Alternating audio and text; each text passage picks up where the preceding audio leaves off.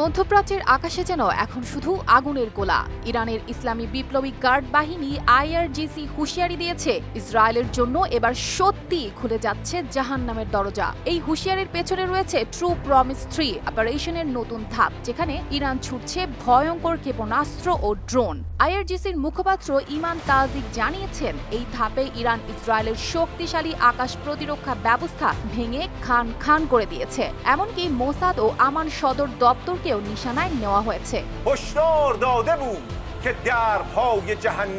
এখন ইরানের ড্রোন ও ক্ষেপণাস্ত্র ইসরায়েলের আকাশে অবাধে ঘুরে বেড়াচ্ছে। এমন হামলার জেরে আতঙ্কে লাখো ইসরায়েলি নাগরিক দিনের পর দিন সূর্যের আলো না দেখেই আন্ডারগ্রাউন্ড বাংকারে জীবন কাটাচ্ছেন। চারিদিকে শুধু লাল অ্যালার্টের সাইরেন, শ্বাসরুদ্ধকর অস্থিরতা আর ভয়।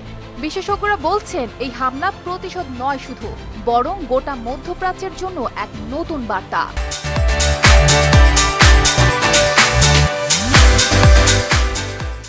ইরান প্রথমবারের মতো এত ভারী ও উন্নত অস্ত্র ব্যবহার করছে, যা পুরো অঞ্চলে আরো বড় সংঘাতের আশঙ্কা তৈরি করেছে।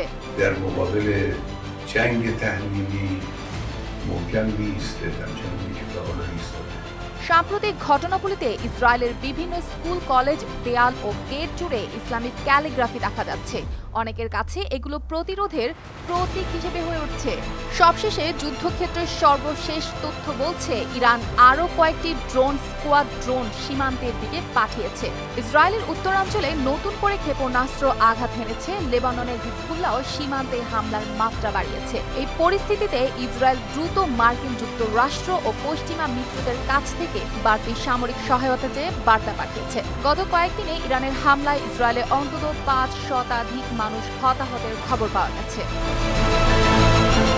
অর্পিতা জাহান, RTV।